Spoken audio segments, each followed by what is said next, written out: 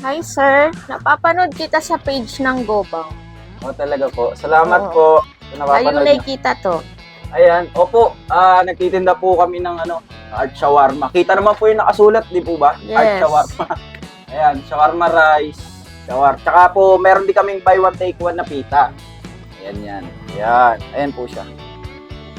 Ano-ano pa po bang mga variant nyo?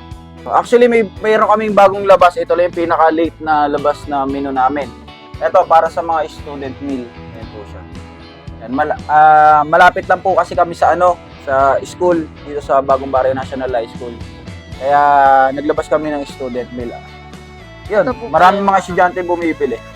Bukod doon po, meron din po kami Hungarian Overload.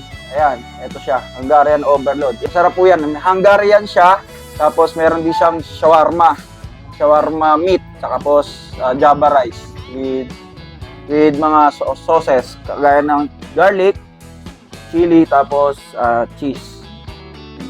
Bukod po doon, meron din po kaming fries. Art shawarma fries naman siya. At ano pa ba?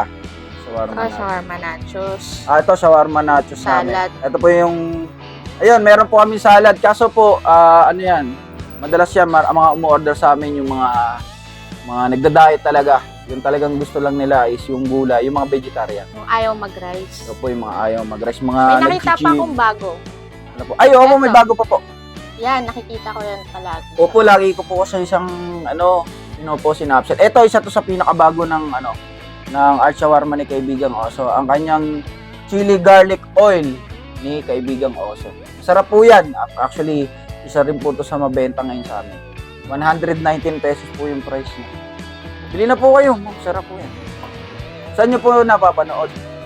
Sa Facebook po. Sa Facebook, sa Gobang. Lagi kasing kami nag-share doon ng mga product namin. Kasi po, meron po kasi kaming delivery sa around Bagong Barrio. Kaya pwede po kayong umorder via delivery. Meron lang pong delivery fee na 20 pesos. Ito lang po kayo. Order na po kayo, ma'am. Sige po. Tsaka po, lagi pong fresh yung mga produkto namin. Na gulay, yan, pipino. Gulay, kamatis, yan. Fresh yan, tsaka may sibuyas din po kaming minibig. Ito naman po yung ad cheese na sinasabi nila. 20 pesos. May tanong pa po kayo? Soft drinks Wala po, na meron sir, din. bibili na ako. Bili ka na po. Kasi po, ang dami ko na po sinabi. Soft drinks, tubig. Sige na po.